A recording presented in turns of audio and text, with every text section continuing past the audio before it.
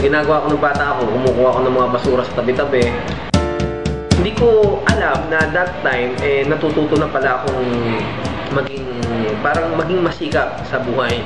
Doon ako nagiging creative, doon ako nagiging talento. Pero in the start talaga mahirap. Kasi sa una, hindi naman presentable yung ginagawa mo. Pero through the years, parang nag-evolve yung aking skills.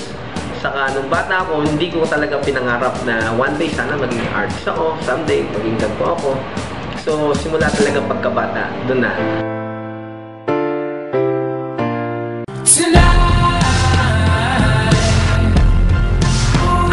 Dati, nung medyo bata-bata pa ako, ang number one na maraming kalat dito sa Marikina ay yung mga pinagtabasan ng sapatos tsaka ng tsinelas. So magmula nung natuto akong gumawa sa rubber, walang-wala pa talaga akong fans nun. So ginawa ko, nagbahay-bahay ako, humihingi ako ng mga retaso, ganyan. So from that trash, parang nakuha ko yung idea na, uy, pwede kong gawing robot ko. Uy, pwede kong gawing art ko. So naging attention ko ngayon, yung gumawa. So, ang dami ko ng rubber mga pinagtabasa. Nakonekta ko yan sa mga sapatero before. Doon ako nagsimula. Humuhugot ako ngayon sa mga kabataan na yung mga uhaw, kumbaga gutom sa gustong gumawa ng art. Nag-travel ako dito sa Metro Manila dati. Tapos, yung iba, in-invite ako sa ibang lugar, ganyan. Nag-conduct ako ng seminar ngayon sa mga kabataan. Na which is, tinuturuan ko sila mag-recycle. Dinidisiplina ko sila na huwag na kayong gumastos para lang gumawa ng isang art.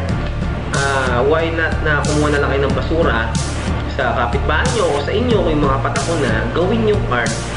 Then, tsaka nyo ipagmalaki na gawa niya. Kasi mas maganda yung feeling na pinapakita mo yung art mo na gawa mo kaysa sa binibili mo, di ba? Okay, pinagawa mo.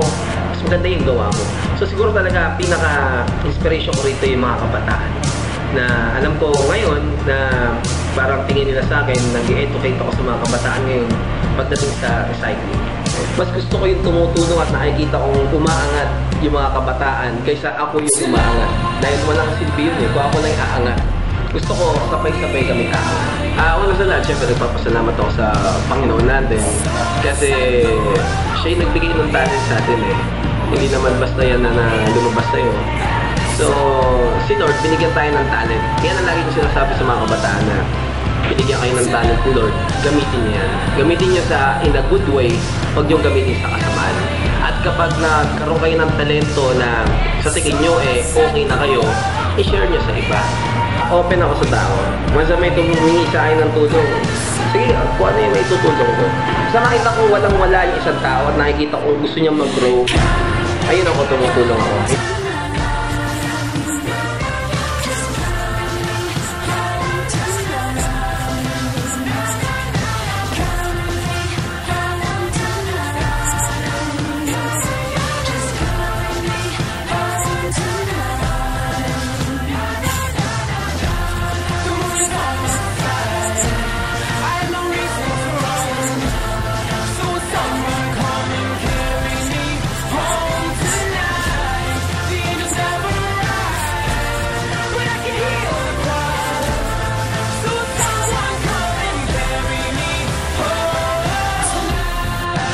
Mga kabataan na gustong pumasok sa pagiging artist o pumasok sa isang sining, siguro kailangan, number one, kailangan ng maraming kaibigan.